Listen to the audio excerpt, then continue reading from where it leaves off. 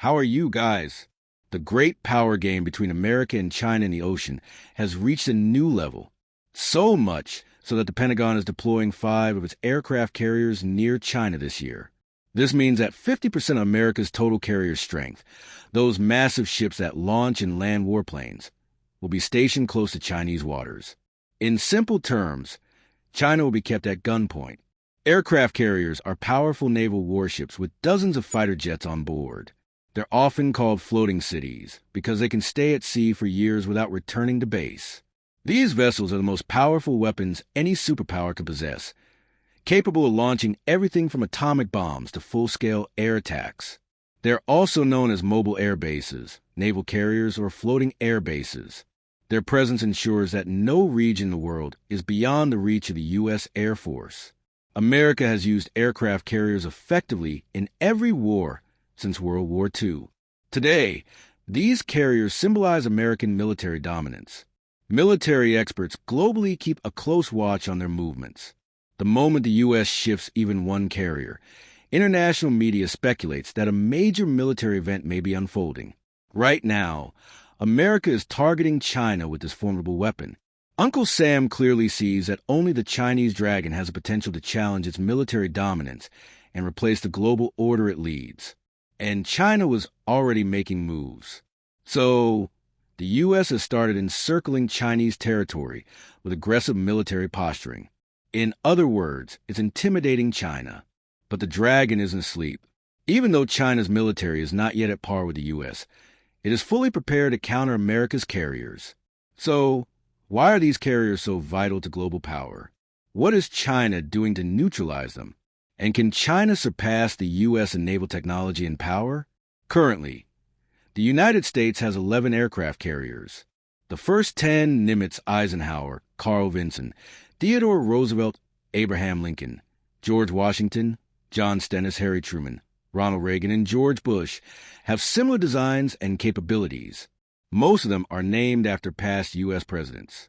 The 11th and most advanced carrier, Gerald Ford, is the largest naval ship in the world and is known as a supercarrier. All 11 carriers are powered by nuclear reactors, allowing them to stay at sea for years. Except for the Gerald Ford, each carrier accommodates around 60 aircraft and helicopters and employs up to 5,200 staff. The Gerald Ford can carry up to 75 fighter jets with a smaller crew of about 4,500. Thanks to advanced technology that boosts performance while requiring fewer personnel. America is also building 2 more supercarriers, John F. Kennedy and the USS Enterprise. About 90% of the work on the John F. Kennedy is complete, and it's expected to be handed over to the U.S. Navy soon.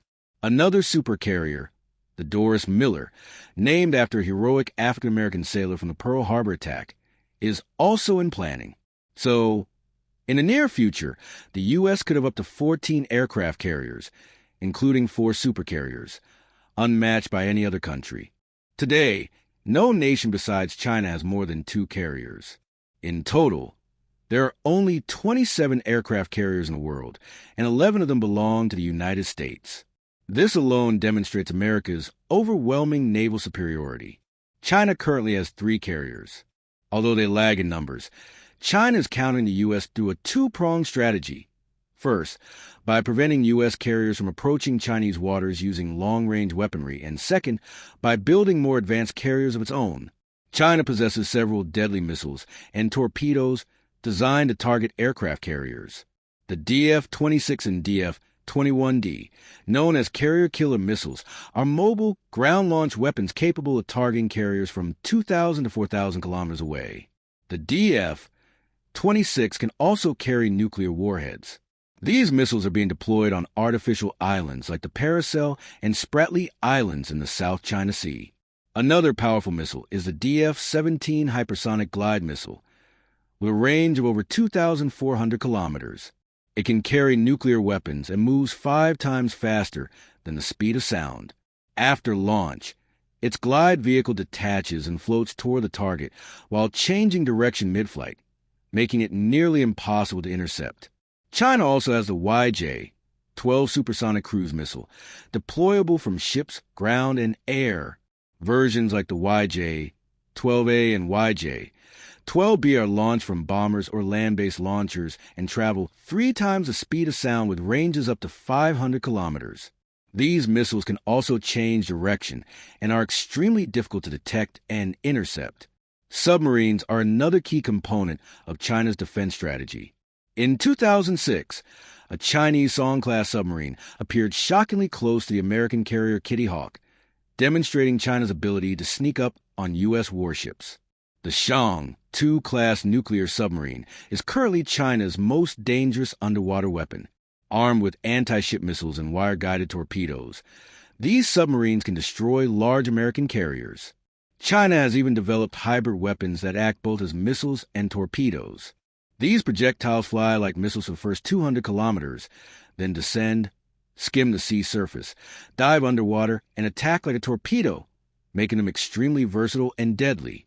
However, beyond weaponry, the effectiveness of a navy depends heavily on the training of its personnel.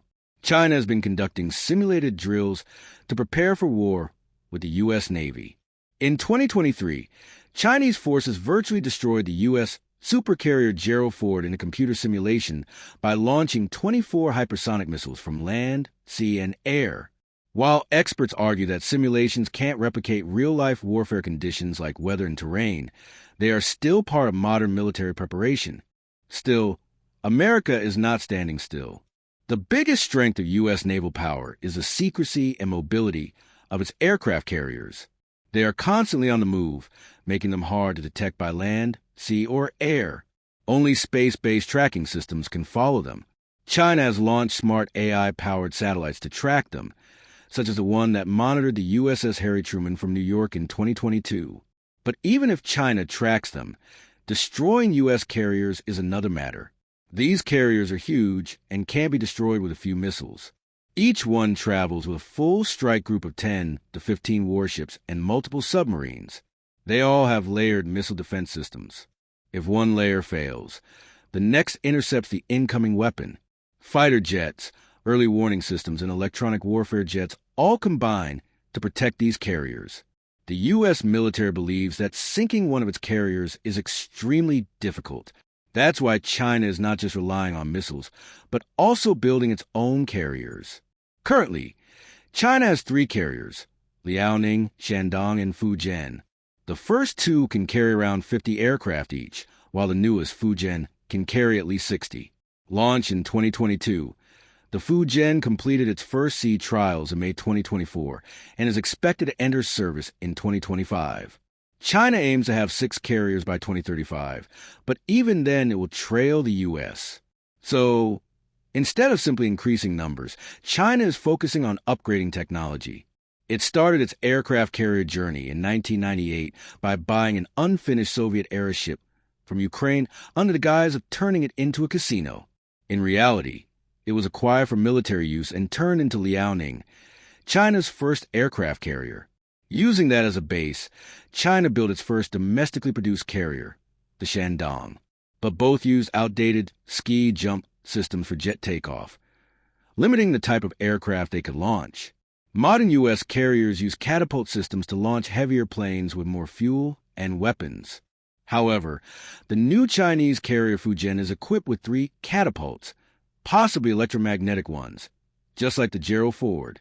These systems are faster and more efficient than steam catapults, making Fujian technologically superior to 10 of the 11 U.S. carriers. But make no mistake, China is still far from matching the full might of the U.S. Navy. Building an aircraft carrier takes 5 to 10 years and requires massive resources.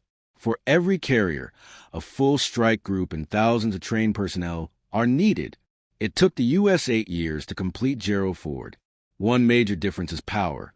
American carriers run on nuclear reactors, allowing them to stay at sea for years. Chinese carriers, for now, use oil or diesel engines and must return to base for refueling.